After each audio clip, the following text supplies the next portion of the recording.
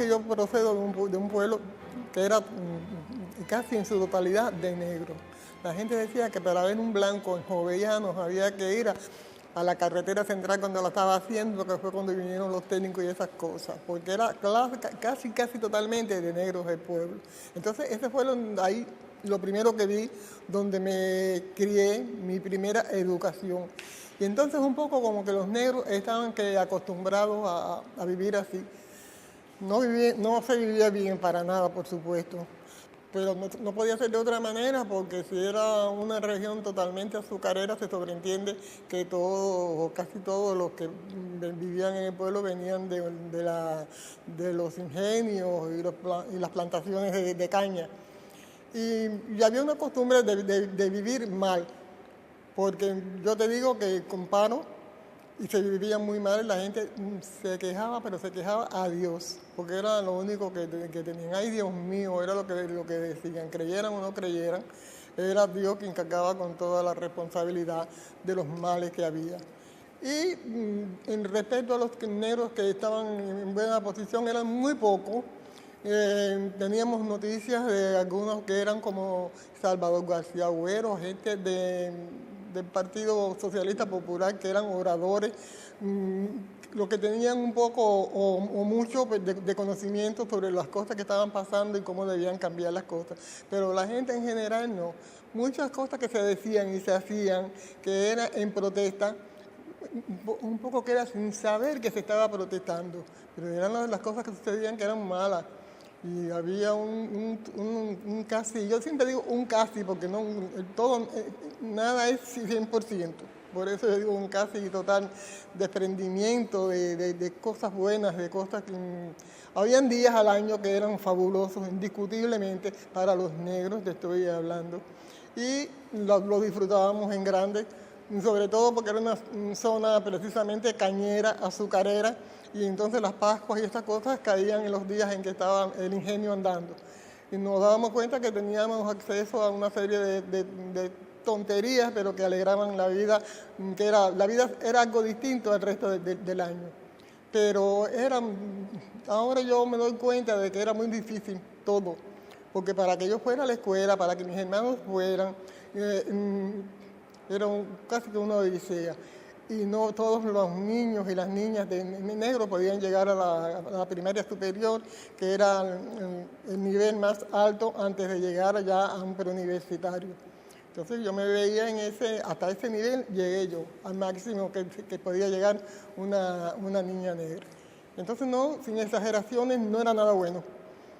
Pero yo aspiraba más, me gustaba... y era cimarrona. Yo cogía el monte, como decíamos en el pueblo, cogía el monte por todas las cosas que me parecían injustas. Y creo que hemos hablado mucho, todo a mí me parecía que eran casi todo injusto. Que si había una novela y todos eran blancos y blancas, pues yo quería, y me daba cuenta por detalles, por el color de los ojos, por el pelo lacio, o sea, que era un poco más suspicaz que el resto de las muchachas de mi edad. Y ya además tenía de fondo mío a las negras viejas contando historias, que la contaban un poco que como transmitiéndolo, nada más lo que tenían que hacer, su labor era transmitir, no darle explicaciones ni nada de eso. A mí eso me encantaba, yo me enteraba de muchas cosas, me enteraba como las primeras veces que yo supe de lo que fue la esclavitud, lo supe por ella, que algunas se habían cimarroneado en esa, y hacían los cuentos de las otras, de mi tía abuela Victoria, que casi todo el tiempo era nada más que cogiendo cuero, pero no, entonces a mí eso me gustaba. Entonces el mundo mío era un mundo casi totalmente de negros. Pero nadie me echaba en cara que yo era negra. Después sí, mira, pues, qué cosa más grande, ya tú verás. Pero en aquel tiempo vivíamos con mucha pobreza, con desespero, nada más que disfrutando del tiempo de la zafra, y después venía el tiempo muerto. Yo recuerdo que en el tiempo muerto mi papá era albañil y entonces él se pasaba el tiempo mirando para el cielo a ver si llovía. Y cuando caía el primer aguacero, buscaba a mi hermano, cogían la escalera y el cubo, porque entonces me iban a coger goteras. Era como una segunda zafra los aguaceros. Pero había una miseria. También era un pueblo que tenía industrias bastante pasables, y sin embargo los que más mal, de lo que no había remedio, es que hay que decirlo así, éramos los negros, pero no, en mi casa, por ejemplo, yo nunca oí aquello de que, bueno, vamos a hacer algo, tenemos que hacer algo para que seamos mejores.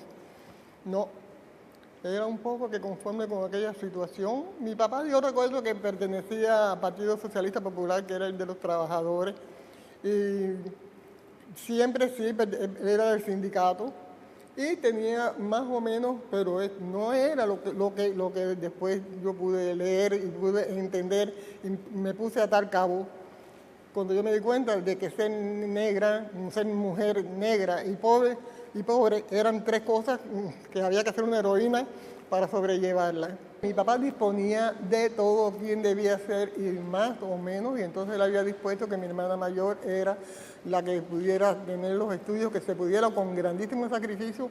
Mi hermana se hizo maestra normalista en aquel tiempo, antes de la revolución. Y la que dejó en la casa para que le hiciera cargo de los hermanos chiquitos y cocinara y lavara, era nada menos que a quien tú conoces, que no tenía el ánimo muy dispuesto para eso y entonces vivía protestando. Pero me encantaba leer, escribía por supuesto, yo escribía desde los 9 años, cosas que escondía y no tenía con quién relacionarme, con quién comentar, me daba miedo, me daba pena. Era una situación para una muchacha negra que tuviera ideas propias, el pueblo ya me quedaba un poco que apretado. Y mi papá ayudó a apretar también, entonces era, porque además no era solamente que mi papá fuera así, la mayoría de los papás en los pueblos eran así, severidad hasta el abuso. Y un buen día yo dije, no, creo que veía a las muchachas negras que se habían ido del pueblo. Esa era mi visión, la visión de las muchachas blancas no tenían nada que ver conmigo.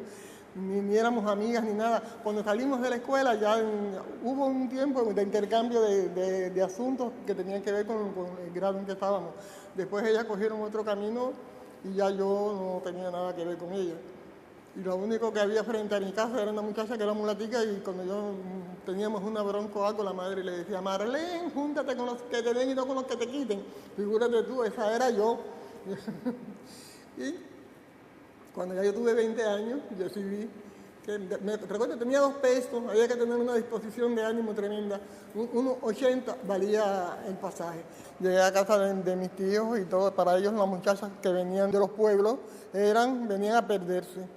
Y yo creía otra cosa, entonces, y estaba en casa ajena, así que no podía ni discutir mucho. Y yo dije que yo iba a trabajar, me dijeron, bueno, trabaja para que tú sepas lo que es bueno. Ellos pensaron, como era lógico, que yo siempre fui bastante vaga, que no iba a durar ni 3 días.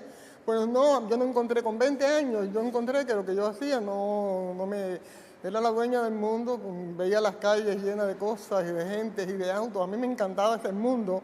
En La Habana, cuando yo la vi aquella vez que vine, yo dije que esta era la ciudad para yo vivir el resto de mi vida. Y hoy he conocido otras ciudades y sigo pensando eso mismo. Entonces empecé a trabajar, trabajaba muy duro, limpiaba, lavaba, planchaba, hasta las 4 de la tarde. Para las 4 me iba para casa de mis tías. Entonces ya empezaba a hacer una vida normal. Vi que había una escuela que fue mi salvación, porque era una escuela nocturna para adultos y a la que no iba casi nadie. Pero daban un secretariado elemental con mecanografía, taquigrafía y una matemática y español que los maestros me decían que yo tenía que estar en la escuela de periodismo, como yo redactaba, que yo no estaba para estar ahí. Pero yo sabía que no podía tampoco porque no tenía los certificados que se necesitaban para una escuela de periodismo. Y seguí escribiendo para algunos periódicos, tuve algunos contactos ya. Todo eso fue antes de la revolución, porque yo terminé mi escuela con mis 3 años, solicité trabajo por los periódicos y siempre especifiqué que era una muchacha negra. No sé por qué yo lo especificaba y nunca recibí ni una sola respuesta. Y en eso ya triunfa la revolución. Desde el momento en que triunfa la revolución, empiezo a seguir mandando para algunos lugares, pero ya ahí estaban trabajando gente jóvenes que sí eran revolucionarias, que estaban totalmente metidas de lleno, apasionadas por la promesa de la revolución, y me prometieron cosas que fueron cumplidas. Conocí a gente, la gente del puente de todavía, espérate, la gente del puente son sagradas, imprescindibles y determinantes. Pero antes de eso yo había conocido a un hombre joven, Joaquín González Santana, que era muy amigo de Samuel Feldman, que vino de profesor para las escuelas de arte, daba clases de dramaturgia. Él se encantó conmigo y con mi poesía. Yo creo que él fue un poco que trató como que de promoverme de una manera sensacional, porque eso es que no se explicaba que como si yo no tenía un nivel educacional más alto, yo pudiera escribir así. Y él me dijo, yo te voy a presentar a personas, Georgina, que tú vas a ver que sí te van a ayudar porque tú mereces seguir adelante. Entonces yo frecuentaba lo que es el Instituto Cubano de Radio y Televisión ahora, y yo dije, ay, qué bueno si yo trabajara aquí, porque yo tenía esa idea desde que tenía 7 u 8 años que oía a las mujeres lloronas. Digo, si un día yo hiciera algo para la radio, pero nunca era lógico soñar, eso no me lo quitaba nadie. Entonces, ¿qué hizo Samuel Feldman?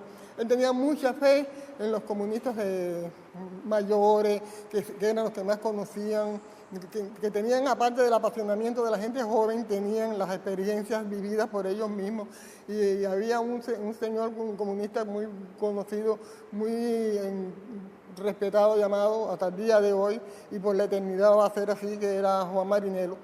Y él me dijo, yo te voy a ver a llevar para que Juan Marinelo y su esposa te vean. Y tú vas a ver cómo ellos te van a tender la mano y te van a ayudar. Yo estaba encantada de la vida de que una mano se tendiera tan fácilmente así. Y me dijo, vamos a la universidad, que cuando ellos terminen ahí, yo le dije que te iba a llevar. Y quiero decirle que a mí, yo me río. Llegué encantada y los vi así desde cuando empecé a ascender la escalinata aquella por primera vez y veo que ellos estaban arriba y cuando llega Feldman conmigo, le dicen, los saluda y le dice, mira, esta es la muchacha que yo les dije que escribe muy, muy lindo y se miraron así, me miraron así, volvieron a mirar así y se quedaron callados. Yo me quería morir y entonces cuando Samuel Feldman vio que ellos no dijeron nada, que se miraban y me miraban a mí, dijeron, vámonos, Georgina. Le dijo, hasta luego. Y aquel hombre salió, pero enfurecido de una manera, porque dice que él no podía comprender que hubiera tanto desprecio en una personalidad hacia otra persona, como él había sacado las conclusiones que había en ellos. Y me dice, pero ahora mismo yo te voy a llevar a donde están unas personas, que tú vas a ver que estos sí que van a... Yo siempre he sido muy noble, así de que no le doy importancia que haya ellos con su aristocracia y su clase de no sé qué nivel es eso. Y seguí con Samuel y fuimos a ver a la gente de Puente, que estaban José Mario, Ana María y Reinaldo. Y entonces ellos eran muy jóvenes, tenían unos años menos que yo, unos 20 muy cortitos.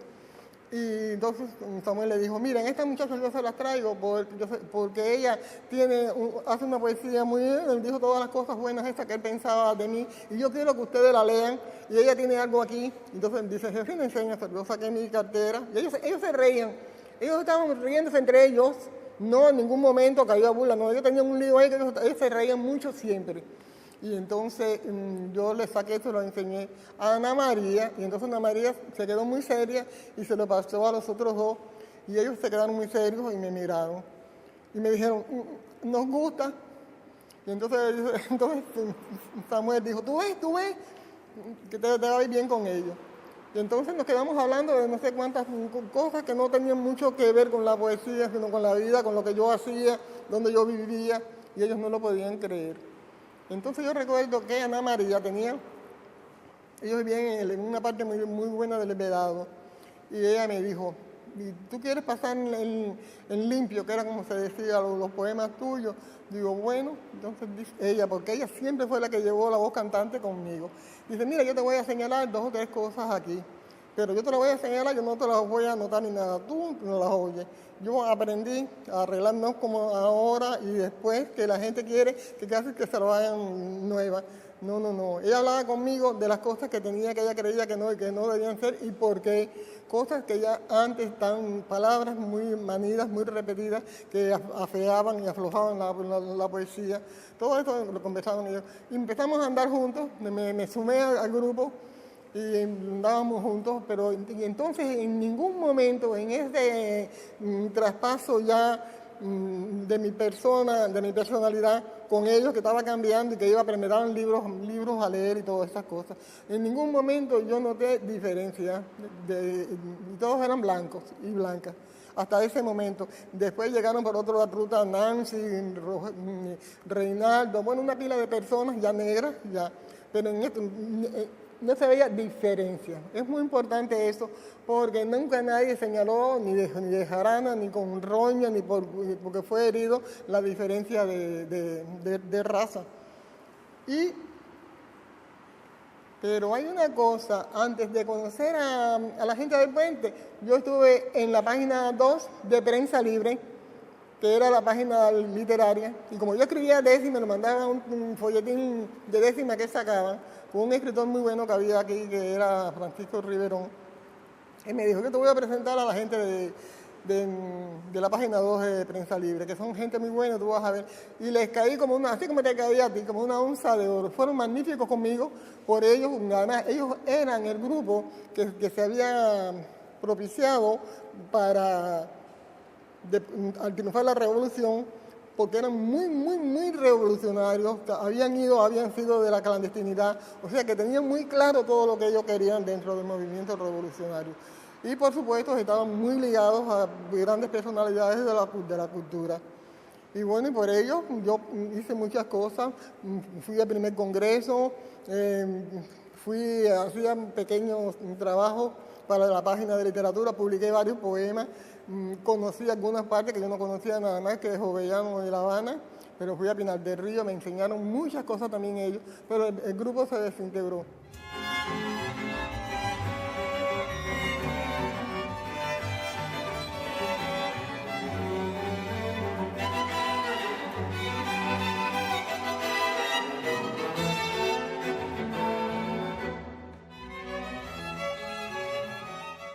El Puente empezó a nutrirse de muchas personalidades jóvenes, pero muy inteligentes, todos eran universitarios, casi todos menos yo. Estaba Lina, Nancy, Rogelio, que era un súper talento, también estaba Miguel Barnet, pero eran mucha gente y muchos son súper reconocidísimos. Hay una cantidad de premios nacionales de poesía entre ese grupo del Puente, como creo que en ningún otro grupo que se haya surgido después. Y ya dentro de ello, yo fui cogiendo más formación. Ya viene el primer congreso, ya yo estaba con ellos, tenía acceso a la UNEAC, ya me habían conseguido un trabajo en el ICR y ya yo me movía en otras direcciones. Ya yo tenía una idea de lo que quería, pero hay un asunto, todavía no se hablaba de problemas de negros. Estaban los negros y los blancos juntos ahí, todo el mundo era completamente igual. Pero hasta ahí todo marchaba de lo mejor. Empiezo a trabajar en el ICR y entonces a la vez que empiezo a trabajar, empiezo a coger cursos de superación que me vinieron de maravilla. Me gustaba la historia, me dieron a hacer algunos programitas históricos. Yo era mecanógrafa copista, me sirvió de mucho ser mecanógrafa y taquígrafa. Y me iba muy bien y redactaba, era la mejor que redactaba y todo, porque tenía todos esos antecedentes. Ya en Radio Progreso empiezo a tener las primeras dificultades, porque empiezan a suceder cosas. Y por ejemplo, yo tenía una jefa que era un encanto conmigo, pero ese personaje fatídico del tío Tom, que sin quererlo, mucha gente quiere que seamos eso, negritos y negritas agradecidas, yo no entendía eso, porque yo tenía a Fermina Lucumisa, que por dentro, golpeándome duro. Y entonces cuando yo protestaba por cualquier cosa que no estaba bien hecha y que la revolución no estaba hecha para que se hicieran algunas cosas y que estaban de grupos, entonces un día mi jefa, la que me quería mucho, yo sigo pensando que sí me quería mucho, me dijo: Georgina, pero si no llegas a ser por la revolución, entonces poner la revolución por delante, tú no hubieras podido ni pasar por la puerta de Radio Progreso. Porque yo no podía pasar, porque yo era negra, porque los Fernández, que eran los dueños, no me hubieran dejado pasar. No, pero es que para eso hubo precisamente una revolución y se lo dije, para que yo pudiera pasar y entrar en Radio Progreso. Entonces ya empezaron a ver sus diferencias. Cualquier cosa y precisamente tú que eres negra. No, pero es que yo pienso con mi cabeza y siento con mi corazón. Y eran así discusiones, encontronazos, y habían diferencias, pero no se podía ni por un momento. Además, yo misma no pensaba que era racismo. Todavía, sinceramente, yo veía diferencias, porque un día se lo dije a una amiga mía y me dijo una cosa, ¿y quién te dijo a ti que aquí hay racismo? Una mujer negra. que yo le hice un comentario, porque yo digo, oye, esto sí que es racismo. Y me quiso comer, así me abrió los ojos, tremendísimo. Y entonces yo intuitivamente me defendí y no le dije más nada. Saltando en el tiempo, al cabo de muchos años, me dijo que el racismo que había aquí no tenía nombre, porque las cosas no le fueron como quería. Y fueron muchos los encuentros. Yo tuve con un amigo mío que era el que yo quería mucho, pero era el tiempo en que se perseguía que había que ser químicamente puro para pertenecer a la unidad. No podía tener ningún tipo de dificultades. Yo era presidenta de una sección y había que contar conmigo. Yo tenía que dar el visto bueno. No decidía, porque éramos 3, pero el voto mío era importante. Y entonces él había sido muy amigo mío y yo lo aconsejé mucho que no había necesidad de hacer alarde, de hacer cosas que estuvieran en contra de lo que se decía, que era buscarse un saco de garbanzo y esas cosas que hacía la gente para vivir, porque además si ganaba el dinero, era suyo y existía el garbanzo, lo más lógico que tuviera derecho a comerlo. Y entonces un día que pidió entrar a la unidad, no lo iban a dejar entrar, ya estaba decidido, porque además era gay. Y eso era, vaya, peor que cualquier cosa. Y le dijeron que yo no le iba a dar el voto, porque él me llamó y algunos amigos, esos grupos, todo el mundo tiene su grupo. Y yo, mira, él es buena gente, él es un magnífico, uno de los mejores escritores que hay en Cuba para la radio. Y yo dije que no. Y cuando yo le dije que no, me dice, está bien. Y el día siguiente llega Radio Progreso y dice, dile a Georgina que se acuerde que cuando yo era una negra cocinera, ya yo era escritor. Tú comprenderás que yo cogí la primer guagua, que con aquellos estaban una detrás de otra, me aparecí en Radio Progreso a decirle 20 cosas y a decirle por qué yo no podía dar mi voto por las cosas que yo había hablado con él y que él no quiso hacer caso. Pero cuando me vio llegar, se fue lejos, se fue corriendo. Después volvimos a ser amigos otra vez. Y te das cuenta, cualquier señalamiento que yo tuviera, pero precisamente tú, no, pero precisamente yo no acababa de entender por qué precisamente yo. Y era porque yo era mujer, negra y pobre además de eso. Además tenía todo, las 3 crucecitas para hacer ya la última carta de la baraja en todo. Y bocona, siempre, ya tú puedes imaginarte, me buscaba los grandes líos. En mi expediente, cuando yo me pedí mi retiro, leí lo que había puesto y decía que yo había sido una trabajadora regular. Y yo había sido muy buena, porque todas las medallas y todos los premios que me dieron era porque yo era muy buena trabajadora. Pero yo era regular porque era bocona. Eso me quitó la excelencia.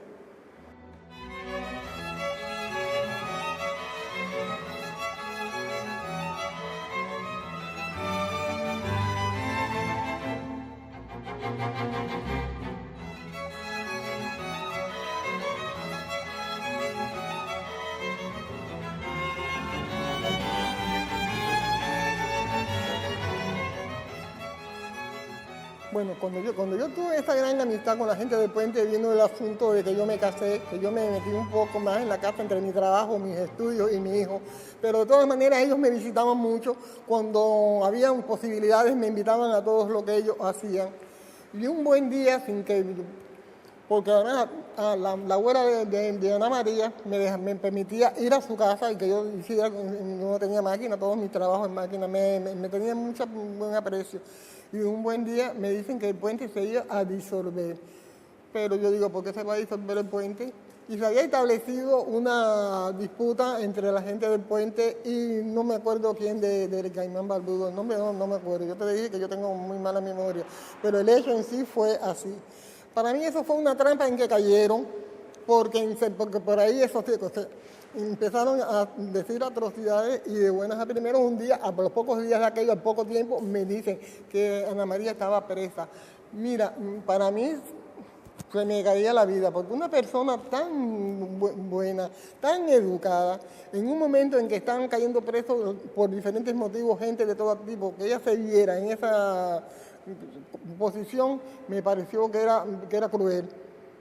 Y se hicieron gestiones las que se podían, porque también la gente tenía mucho miedo a comprometerse. El miedo fue una cosa que jugó un papel increíblemente grande. Porque a mí se me acercaban algunas personas y me decían, Georgina, ¿por qué tú no vas y hablas con la abuela de Ana María? Porque la madre también se había aprovechado, que eso es un poco ya parte de la intimidad de la familia, para que no anduviera con el grupo, y la había acusado y la había denunciado, una cosa increíble. Y dice, Georgina, pero como tú con su abuela se lleva bien contigo, ve tú y habla con la abuela. Digo, no, yo no puedo ir a hablar con la abuela si fue en su casa donde apoyaron esto, que no voy a ganar nada y voy a perder lo posible que un día yo, como amiga de la casa, que pueda visitarla, pudiera hacer por ella. La gente tenía miedo porque se te acusaba de cualquier cosa.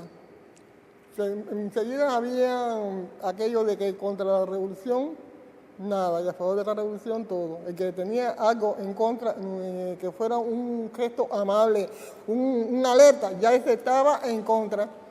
Y entonces se buscaban los grandes líos.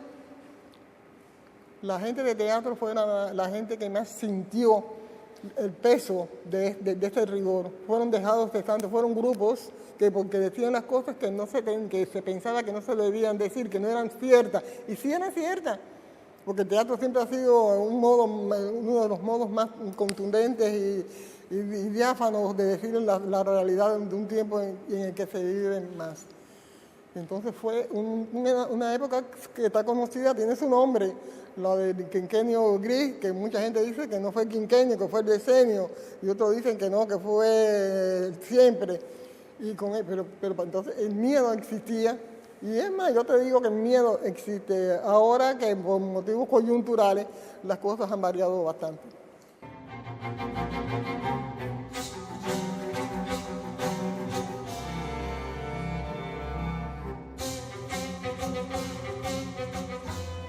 Mira, nos habíamos conocido y reconocido y empezamos a tener deseos que no habían sido satisfechos. Tuvimos oportunidades de estudiar. Quien diga que se le negó la posibilidad no está hablando bien. Lo que pasa es que era como si tú dieras una carrera y empezabas con 4 pasos de desventaja. Imagínate, los que iban adelante tuvieron todas las posibilidades, porque era la clase que mejor vivía, que mejores sueldos tenían. Era, por supuesto, la gente de una clase media establecida a través del gobierno por los trabajos porque los negros todavía estábamos medio analfabetos, medio brutos, medio que no sabíamos movernos en esa esfera, y no, entonces eran esta gente lo que tenían.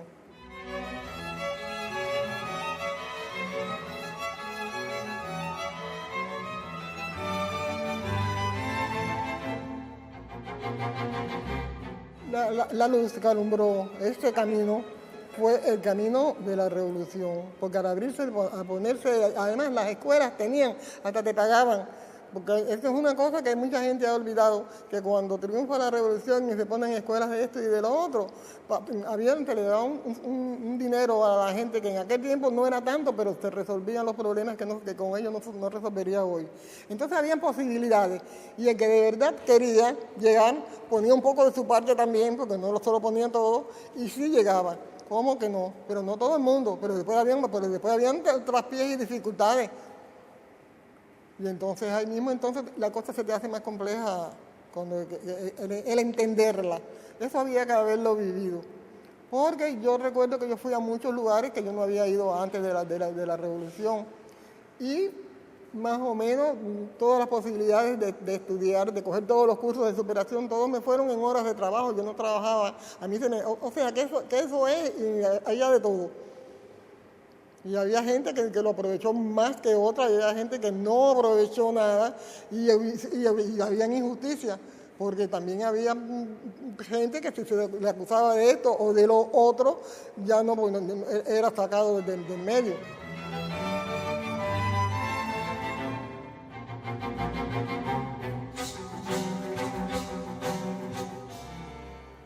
El problema de la revolución con los afro y que no fue el único, me imagino que hayan otros, es que nosotros esperamos más. Nos dimos cuenta que teníamos derecho a todo y se nos da un poquito. No es porque si teníamos derecho, si se nos reconocía que del abuso, lo que significó la trata, entonces hasta donde quisieran darnos ahí. Entonces cuando pedimos un poquito más, entonces éramos malagradecidos, no entendíamos, les hacíamos el juego al enemigo, entonces eran maltratadas, abusadas, calumniadas. Y entonces ya uno mira, te recogía un poco o te recogían, porque había veces que después tú decías, ay, pero ¿por qué yo no participo de esto? ¿Por qué se pasó esto y no me avisaron? ¿Por qué yo tenía un viaje y no se me dio? Y resulta que era que tú habías dicho no sé qué, mira, pero que ella habló, y te das cuenta, porque estábamos reclamando todo lo que se daba. Yo presenté una novela en Radio Progreso, donde lo único que tenía aquella novela es que todo el mundo era negro, con todas las dificultades y todas las ambiciones, unos personajes llenos de vida. Y se me dijo que ese no era el momento. Y cuando pasó un tiempo, con más experiencia, lo recargué, lo volví a presentar, tampoco era el momento. Y entonces cuando por momentos coyunturales, hace unos años, se abrió la posibilidad, empezaron a aparecer todos los grupos pues, en contra de la discriminación, yo dije, ahora este debe ser el momento. Y se lo presenté a una amiga mía que trabajaba en la radio, que era precisamente quien tenía que ver con todo lo que se podía. Y yo le dije, Isabel Aida, que así se llamaba ella, y ella se murió.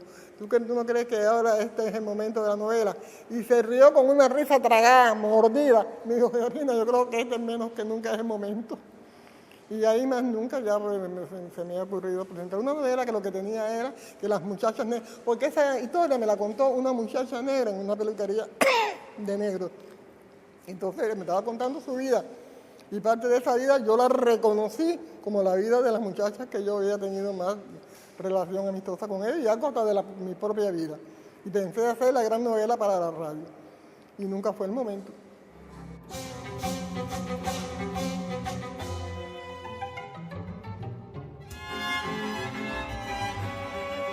A partir del 59 las cosas empezaron bien. Y entonces todo el mundo se trataba. Hubo un cambio tremendísimo, una verdadera revolución.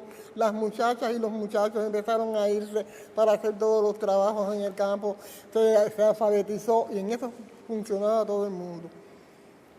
Y entonces hasta ahí las cosas empezaron, pero todo marchó bien hasta un momento determinado que no sé yo cuál fue ese momento que te digo. Pero hay algo que funcionaba y sigue funcionando dentro. Es la mente del ser humano, no es otra cosa. Que eso de que tú tienes el mismo derecho que yo, ya no, que nos sentemos juntos en una sola silla, en esa silla te sientas tú sola. O me siento yo sola. ¿Por qué vamos a estar pasando trabajo así? Para ponerte un ejemplo. Y el que estaba mejor, por supuesto, pensaba, quería y quiere que el asiento sea para él. Y entonces eso no se admite porque también eso es un delito. Tener una mentalidad racista en estos momentos se tiene como un delito y te buscas un problema porque hay gente que ya sale, se defiende, lo manda a no sé cuántos lugares y no es bueno. Y entonces, aunque hay quien es inocente y no lo sabe, pero ya hay quien lo sabe y lo niega. Y como es un gran lío.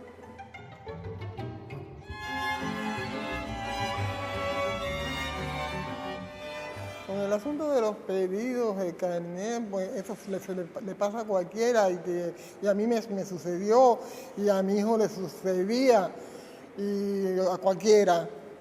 Aunque fueras bien vestido, si tenías la piel negra, eso era un motivo para que se te tratara de identificar. Un día yo estaba en la UNED, cuando yo vivía frente a la UNED, y me llamó el que era chofer de Nicolás, que se llevaba muy bien conmigo. Y me dice, Georgina, asómese ahí a la puerta de a su ventana para que usted vea lo que está pasando. Yo le dije, ¿pero qué es lo que pasa, Jacomino? Dice, asómese y después para que no lleve ningún adelanto. Entonces yo fui y me asomé y habían 2 policías en la esquina. Y cada vez que pasaba, pero eso era una cosa desmesurada, cada vez que pasaba un negro, lo llamaban y lo registraban, lo planteaban y podían pasar blanco con una java y no pasaba nada. Y yo digo, pero mira lo que Jacomino se ha dado cuenta. Y estuve y le dediqué a eso mucho rato, porque digo, a lo mejor es una casualidad, pero no. No era casualidad, porque además eso después, ese cuento te lo hacen mucha gente de muchos lugares, en diferentes. Y entonces, si tú ibas a poner un caso semejante, te decían que no, que ¿cómo se le llamaba eso? Con anécdotas no. Anecdotario no, que con eso se pierde mucho tiempo. Y que siempre ha habido una palabra para atemperar las cosas.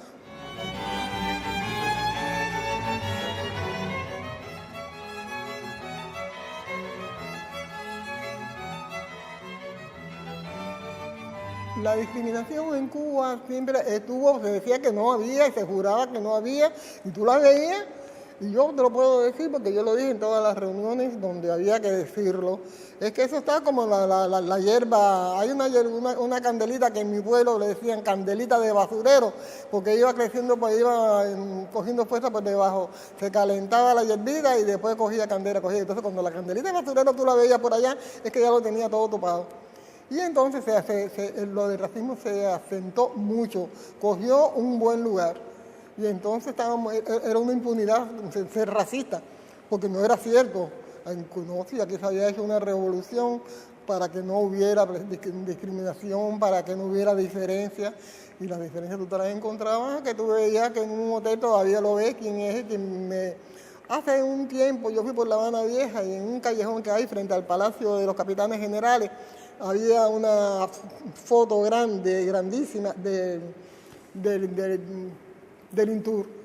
Y entonces había como 5 blancos, 2 hombres y 3 mujeres y dos negras. Y debajo tenían puesto lo que era. Una de las negras era la camarera y otra ayudante de cocina.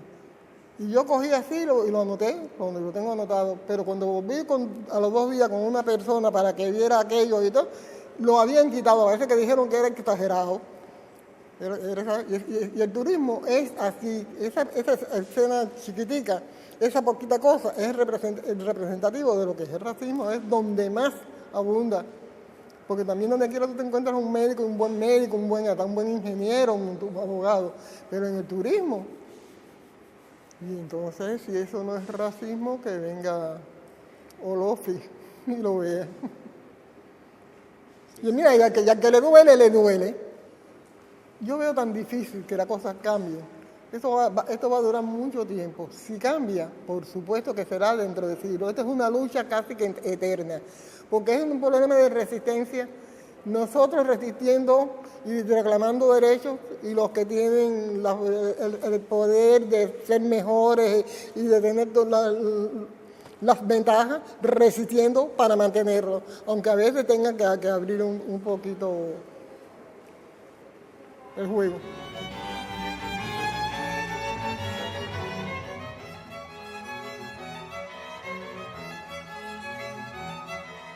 Con el problema del racismo, lo que me imagino, creo, estoy casi convencida, es de que hemos leído mucho, hemos conocido, hemos llegado a conclusiones más responsables y nos hemos dado más cuenta que nunca de que seguimos siendo negros para los que no son negros.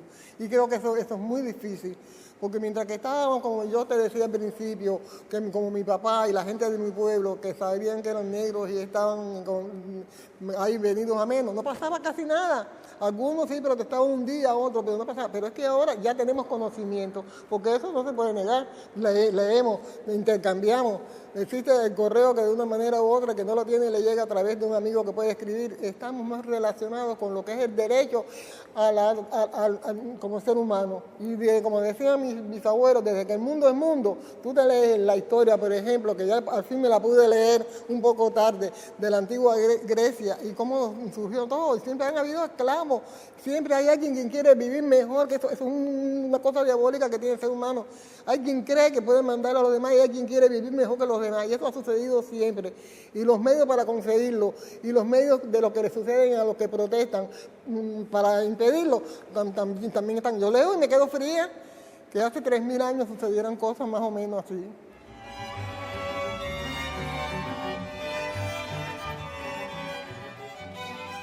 ¿Que el negro es racista? No, el negro, mira, eso se dice. Y yo te puedo yo les puedo decir cosas sobre el supuesto racismo, pero es que el negro lo que ha tenido que hacer toda la vida es defenderse. No le ha quedado más remedio que mirar al blanco como el que le quiere quitar lo que ya en estos momentos es que el que le quiere quitar lo que le corresponde por derecho, porque se lo ganó a través de sus ancestros. No está el racismo. Al contrario, si fue una hermandad linda que en la que se creyó, y por el camino se vio que no era así. Y más para adelante, con más camino, se vio que el racismo estaba sobreprotegido. Entonces tú tienes que defenderte de alguna manera, con lo que tú tengas a mano. A lo mejor no es la mejor arma, pero es la que tú tienes y te vas a defender de quien te agrede. Y yo considero, yo como manera, que nosotros hemos sido, desde el comienzo de la humanidad, agredidos de manera diferente. Y al cabo de tanto tiempo, de la posmodernidad y todas las cosas que se saben y se estudian y se investigan, que seguimos siendo venidos a menos. Con todo lo que se diga y con todo lo que se haga.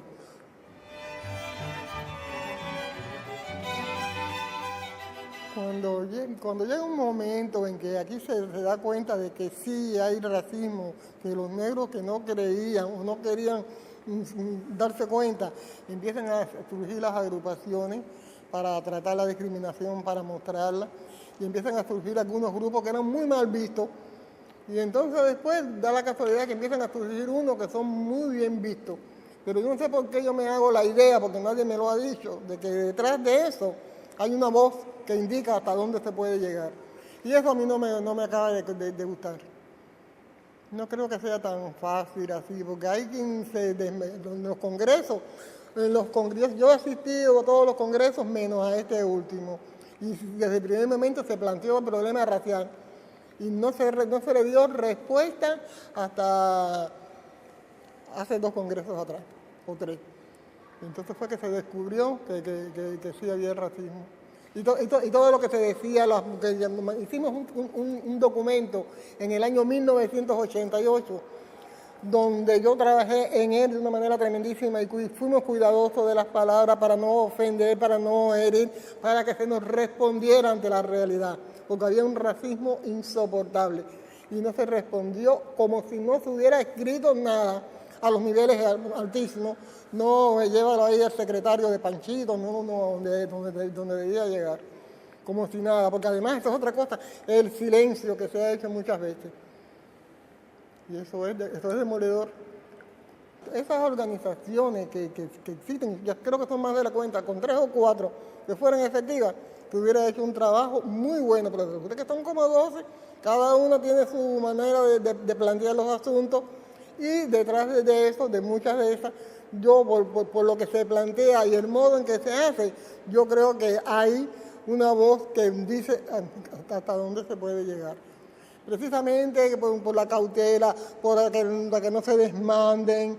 Una vez se hizo cuando salió una de esas organizaciones, cuando empezó, y yo siempre participando en casi todas, mira, lo que se podía leer entre líneas es no ladren, no muerdan, por lo que decían, no, pero acá si hemos estado sin poder abrir la boca, porque todo era malo, porque le estamos haciendo el juego al enemigo, se nos da la oportunidad, lo más lógico es que respiremos hondo. Así que yo tengo mis ideas de lo que son esas organizaciones. Ojalá y me equivoque para que las generaciones venideras puedan disfrutar cuanto antes, no tengan que esperar 5 siglos más para poder sentirse seres humanos, que se les reconozca su derecho como seres humanos iguales.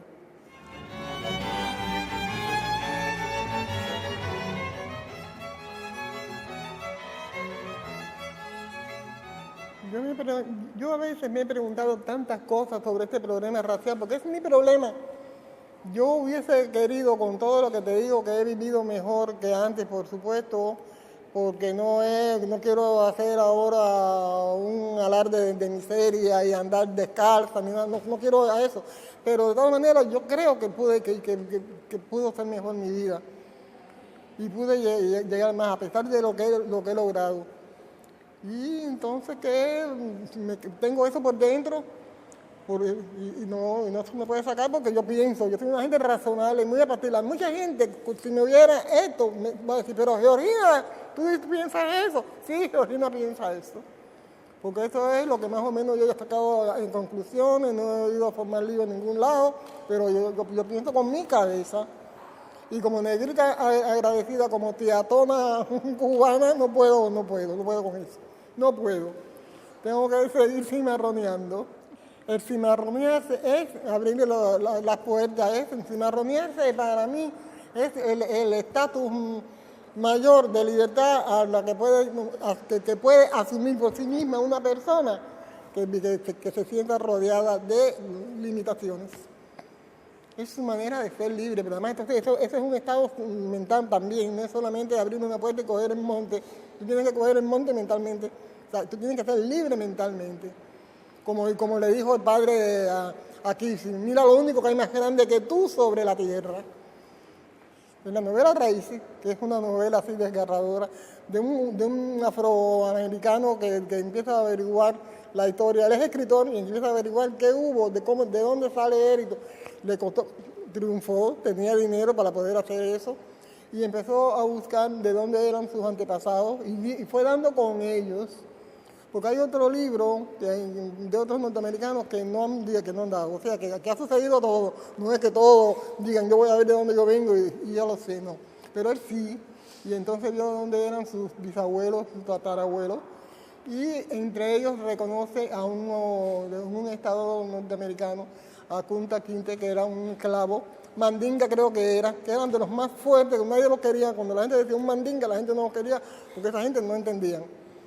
Y entonces él los amos eran buenos y tenían ciertas libertades.